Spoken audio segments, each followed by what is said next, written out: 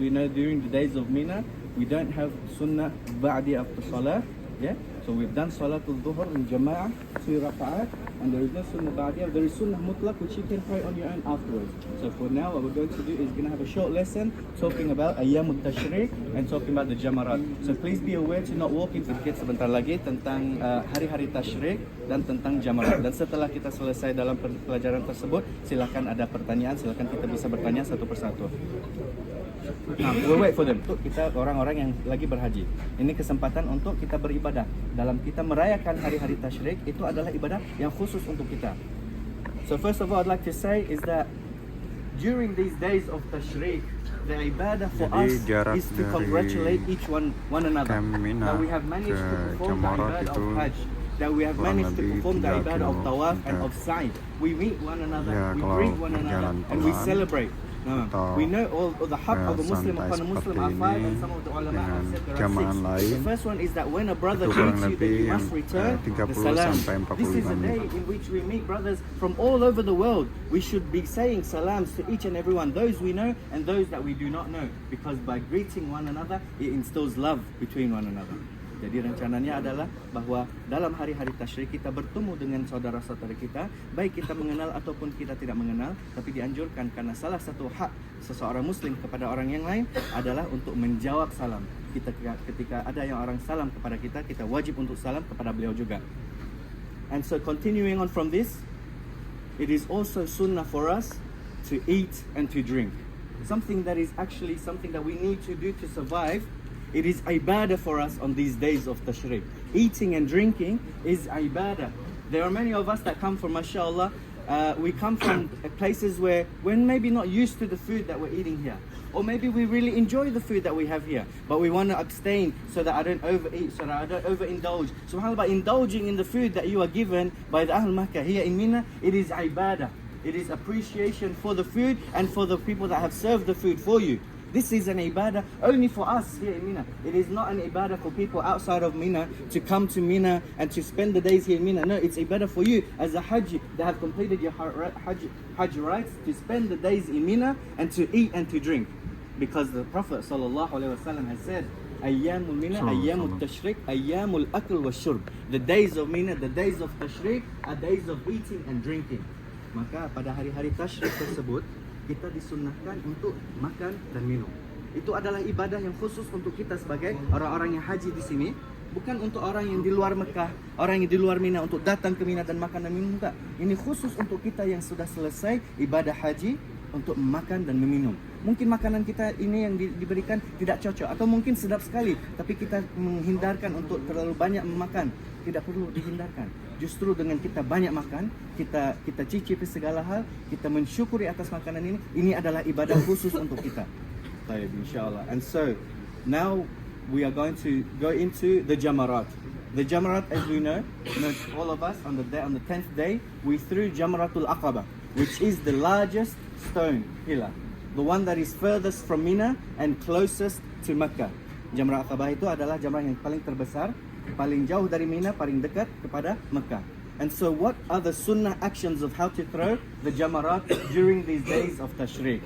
The first jamarah that you will find when we walk from the tunnels here is you reach Jamaratul Sughra, the smallest jamarah. Jamarat Sughra itu jamarat yang paling kecil. Jamaratul Sughra, the sunnah of it is to enter from the right hand side, so that when you face the jamarah, Mecca is towards your right and Mina is towards your left. Once again, when we reach Jamaratul Sughra, the sunnah is to face the Jamarah with Mecca on your right and Mina to your left. How will we know when we get there? When you reach, there's a big crowd, you veer to your right. When you want to enter the Jamrah from the 3rd floor following the tunnels, you veer to your right. That way, once you've reached the Jamrah and you face the Jamrah in front of you, Mecca will be on your right and Mina will be on your left. And what is the sunnah actions of how to throw the Jamrah? Which way? Use your right hand. Why do we use our right hand? Because Rasulullah SAW used to love doing everything with his right hand. Everything that he used to do with his right hand. And so we throw with our right hand, we hold the stone, one by one, we say Bismillah, Allahu Akbar, and you let go. You throw the stone with your upper hand. You don't throw underarm, you throw with your upper arm. You get as close to the Jamrah as possible, and you throw the Jamrah. It is not advised for us to take a big step back because we don't want to get into the crowd and throw from above, because why? It's dangerous that our stone may fall into the crowd. So it is advised to get as close as possible. Bismillah, Allah Akbar. And you don't need to throw with strength. You don't need to throw and try to catapult it. No. You throw, just make sure that it doesn't have to hit the stone, but it falls just in front of the stone. Jadi sunnahnya adalah ketika kita sampai kepada Jamratul Wusta, yang jamrah pertama, kita datangi dari sebelah kanan, agar nanti Mekah sebelah kanan kita dan Mina sebelah kiri. Dan kita menghadapi Jamrat Sughra dari sebelah kanan. Nah, kita datang ke kanan dan kita menghadapi Jamrat Sughra dan kita mendekati seberapa dekat mungkin, kita lontar jamrah tersebut dengan kita mengucapkan Bismillah Allahu Akbar. Lontar sedekat mungkin, karena kalau kita lempar dari jauh nanti takutnya jatuh kepada orang, kena orang lain. Kalau kita terlalu dekat dengan kita lempar dengan kekuatan, bisa jadi nanti kena dinding dan jatuh balik. Jadi kita lontar untuk bisa jatuh ke dalam. So that is the sunnah. And now the question arises, what if I'm throwing on somebody else's behalf? If I'm throwing on somebody else's behalf, what should I do? How should I throw it? Your intention is enough that you are throwing on somebody's behalf. So you have 7 stones for yourself. Bismillah Allahu Akbar, 1. Bismillah Allahu Akbar, number 2. Bismillah Allahu Akbar, number 3. All the way until you finished your 7. Then you grab the next set of 7 for whoever you intend to throw upon, and you say, do the same actions. Bismillah Allahu Akbar. Do I have to say anything? Do I have to say, Allah, I'm throwing on behalf of Fulan wa Fulana? No, you don't. It is enough that you have the stones with you, you finish throwing all 7 of yours, and then you throw 7 on somebody's behalf. In the same spot that you're standing. You don't have to leave and come back. You stay right there where you are, make sure you got a good advantage spot, and you throw all 7 on your own, and then on whoever else's behalf. This is the sunnah. And once you've completed, then you move back, away from the crowd. You cut away from the crowd and you veer to your right as far as possible, facing the Qibla, and you raise your hands and make dua. For the first Jamrah, Jamratul Sughra, after you've thrown the 7, you move away from the Jamrah, you raise your hands towards the Qibla and you make dua. What dua should you make? As much as possible. Allah subhanahu wa ta'ala loves those who make dua, who ask, who are not afraid to ask, who are not shy to ask. The more that you ask, the more Allah will accept, inshallah ta'ala. So you can make your dua as long as you want. And because we will be moving in crowds, make your dua and think of all of your brothers and sisters, for everyone. Make dua for everyone. Now once you've finished, we have completed. I'll just translate. Jadi setelah kita lontar 7 kali, nah kita menjauhkan daripada jamrahnya.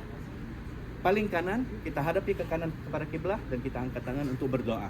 Nah, kita berdoa sepanjang mungkin, sebanyak mungkin, semampu mungkin berdoa. Tidak ada doa yang khusus yang kita harus membaca, akan tapi kita berdoa teruskan untuk saudara-saudara kita, pada keluarga kita, pada siapapun yang kita mau berdoa. After we've done that jamrah and after we've made doa for the sughra, the sunnah is to cut through. We cut through the first and the second jamrah. So Jamratul Sughra and Jamratul Wusta, there's a big gap. Yeah? You cut through the crowd, so now you're going to be on the left side of the Jamrah. Now when you face the Jamrah, where is Mina? It's on your right. Where's the Qibla? On your left. So once again, Jamratul Sughra, the first Jamrah, we face the Jamrah with Mina on our left and with Makkah to our right. After we've thrown the Jamrah in Sughra, we've made dua facing the Qibla, we cut through to the other side, and we face the Jamrah with Mina on our right and with Makkah towards our left. And the same process. Throw 7 stones and then you move away, face the Qibla this time which is towards your left, and make dua. Jadi sunnahnya untuk kita lontar Jamrah, yang pertama Jamratul Sughra, kita dari sebelah kanan. Di mana Mekah situ sebelah kanan kita dan Mina sebelah kiri, kita lontar 7 kali dan kita berdoa menghadapi kiblat.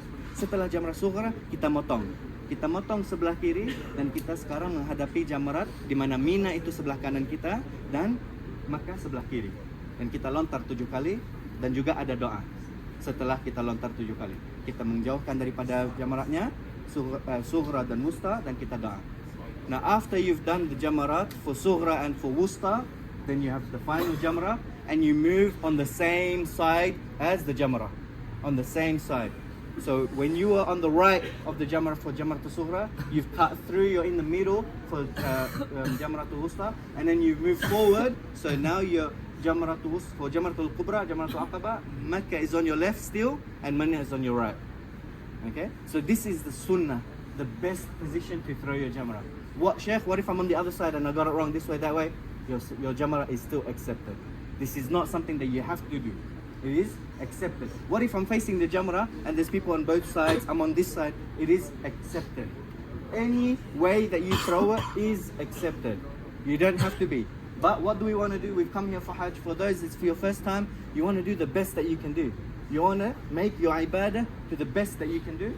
So this is the best way, is the sunnah way to throw our jamarat. For sughra from the right, for wusta and for aqabah from the left. Tamam? And this is the sunnah in how we throw our jamarat. Bismillah ta'ala. Jadi itu adalah hal yang bukan kewajiban. Untuk melontar jumrah dari sebelah kanan pun atau sebelah kiri, dari tengah, dari mana, itu semua akan diterima. Tidak ada yang salah ketika kita lontar. Misalnya kita mulai dari jumratul sughra dari sebelah kiri, itu juga sah dan diterima. Kita nanti potongnya sebelah kanan, salah, kita mulai dari kiri terus baru kita ke kanan, itu juga diterima. Asal kita ketika berdoa menghadap kiblat, itu yang penting saja, ya. And finally, the dua after Jamratul Aqabah. After we've thrown the 7 stones, we face the qibla and make a dua? No. The final Jamrah does not have dua. For the final Jamrah, unlike the first and second, once you've thrown 7, that's it. You walk away. Either you walk towards Shisha bin Dawood or you walk back, turn right to the tunnels, and you'll see Al-Mu'aysim tunnel. That's to get us back to these tents. Tamam? Yes. Apakah itu memang setan di situ? The story behind the Jamarat. As we know, a lot of our acts of ibadah during Hajj, it is symbolically replicating what the Anbiya have done. Who? Abul Anbiya, Nabi Ibrahim alayhi salam. Nabi Ibrahim alayhi salam, we know the story of Nabi Ibrahim is that he was ordered to sacrifice his son. Now put yourself in his position. He was a man, when he was given the wahy, where his father was an idol maker. In the town where people worshipping idols, he broke all of the idols. He left the axe on the largest one. He was thrown into the fire by his own people. He was banished from his city. The only people he had with him was his wife Sarah and one follower. And the story goes on. The story of Nabi Ibrahim is very long. I'll cut through to the point where he was unable to have a child with Sarah for many years. For many years, he reached his old age and he was unable to have a child. And so his wife Sarah knew. And she provided for him who? His second wife. Who was his second wife's name? Sayyidah Hajar. Sayyidah Hajar was a slave who, when they entered the city, there's a long story in that case. When they entered the city, Sayyidah Hajar was provided by Sayyidah Sarah to marry, and so he married Sayyidah Hajar. And after marrying her, then he had a child. Who was his child? Nabi Ismail alayhi salam. And as soon as Nabi Ismail was born, Allah ordered Prophet Ibrahim to bring them to a wadi where there was nothing there. He brought his wife, Sayyidah Hajar, and his newborn son. After having so many years not having a son, he brought them to this place here in Mecca, where there was nobody there. There was no shrubs, no vegetation. And what was he ordered? To leave them there. As he left his wife and his son there, he walked away. Sayyidah Hajar called out, Ya Ibrahim, where are you going? He kept on walking. Ya Ibrahim, where are you going? And he kept on walking, and he kept on walking. Finally she asked, did you leave us because of Allah? Is this an order from Allah? And that's when he stopped and he said, Na'am. He didn't turn around and reply. He stopped and he said, Na'am. And he said, in that case, then Allah is with us. Sure. Look at how much her faith. Yeah? And so he left them. And he left them. And only after many years later, he came back. Many years later, now his son his son Ismail, he's a young man. He's getting ready to get married. And when he comes back and he meets him, what is he ordered to do? To sacrifice him. After so many years of not having a son, was forced to leave them in this barren land in Mecca where there was nothing before, coming after so long, and then ordered to sacrifice. Yani for any of us who have children, to sacrifice your own son is already a big thing. And he's forced to sacrifice, but he went through with it. And on his way to bring his son Ismail, yeah, the story goes is that Shaitan came to Ibrahim and he whispered to him and he said, what kind of Lord would force you to do something like this? And in 3 positions, the Shaitan, Iblis, came to Nabi Ibrahim to whisper to him, to instill doubts within him that, what are you doing? What kind of Lord would order you to sacrifice your own son. But Nabi Ibrahim was firm. He was firm. He had strength. He had iman. He believed that Allah would not leave him.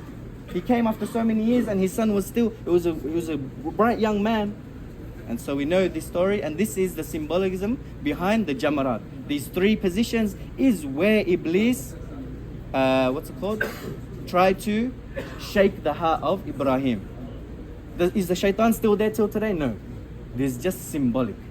The reason behind why we do Hajj, why we follow in the footsteps of Nabi Ibrahim and say the Hajj during Sa'i, doing the Tawaf, it is in order for us to remind ourselves of Nabi Ibrahim alayhi salam, the father of the prophets. Jadi begitulah insyaAllah. Singkat ceritanya, tempat-tempat jamarat itu tidak ada setan hari ini. Itu adalah simbolisme yang kita mengikuti jejak-jejak Nabi Ibrahim. Ikuti jejak-jejak Nabi Ibrahim di mana setan dan iblis itu mencoba menggoda Nabi Ibrahim. Tuhan apakah yang menyuruh untuk kamu untuk membunuh anak sendiri? Sekali, dua kali, tiga kali. Di tiga tempat-tempat ini Nabi Ibrahim berpaling daripada iblis. Untuk menampakkan kepada kita bahwa untuk lontar jamrah itu urusannya adalah urusan fisik. Untuk kita harus menghadapi godaan syaitan bukan cukup dengan kataan tapi juga dengan perbuatan. And another thing to add to that is that the jamarat, we are throwing stones physically. This shows that there is a physical exertion in our efforts to ward off the shaitan.